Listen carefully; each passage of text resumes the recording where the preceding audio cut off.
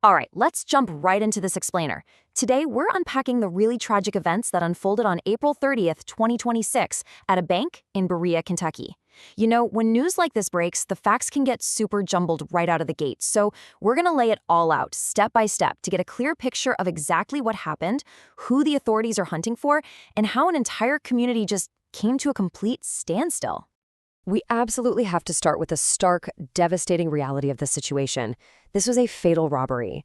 Two innocent people, literally just showing up for their normal workday at the local U.S. bank branch, had their lives taken. But what makes this profound tragedy even worse is that there's still an active, pressing threat out there. The suspect who pulled the trigger is on the run. And honestly, that dual reality, the grief and the ongoing danger, is the foundation for everything we're about to look at. Okay, part 1, Tragedy in Berea. Now, context here is absolutely crucial. Berea is located about 36 miles south of Lexington, and if you know the area, you know that distance really means something. This isn't some massive, chaotic metropolis, right? It's a typically quiet, tight-knit community that was just violently thrust into the national spotlight with a double homicide. An event like this completely shatters the sense of security in a town that sits just those 36 miles outside a major city center. Which brings us to this deeply impactful quote from Trooper Scotty Pennington with the Kentucky State Police. He said, "There are people that work in our community and they're no longer with us." I mean, what makes this so important is how it instantly anchors the news in local, raw grief. He didn't just stand there and rattle off statistics. He humanized these victims right away. He called the shooter an evil person that they're doing everything in their power to catch. It just really highlights that for local law enforcement, this isn't just a random case file. This is an attack on their own neighbors. And naturally, that massive impact extends right to the victim's workplace.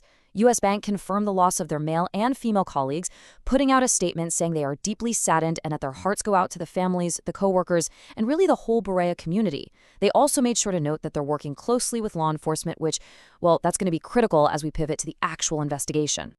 Which brings us to part 2, the suspect at large. So state police posted a photo of the suspect on social media, but wow, they could only identify the person by a few visible garments. We're talking about a male wearing a gray-white hoodie, gloves, and a mask. Just take a second to process that. That is an incredibly sparse description. Because of the gloves and the mask, the suspect was actively, deliberately concealing his identity. It leaves the cops with almost zero physical traits to go on, so they're urgently asking anyone who might recognize the clothing or has literally any information to call them immediately.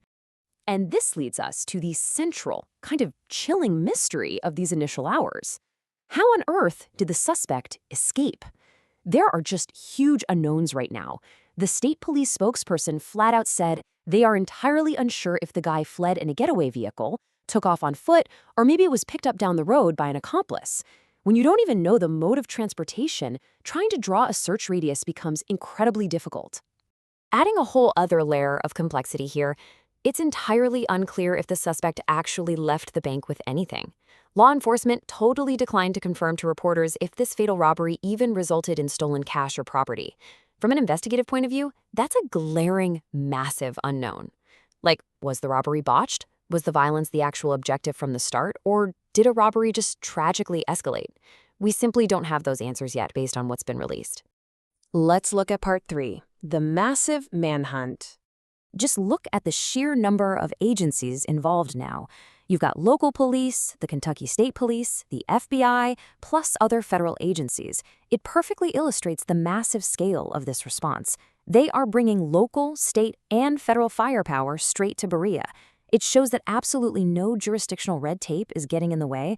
Everybody is pooling their resources to find this guy. When the FBI and federal agents roll in alongside local cops, you know for sure the gravity of the situation is at the highest possible level. So how is this giant task force actually operating? Well, they are leaving no stone unturned. They're doing the old-school shoe-leather police work, knocking on doors, canvassing the neighborhood, aggressively hunting for any ring camera or surveillance video.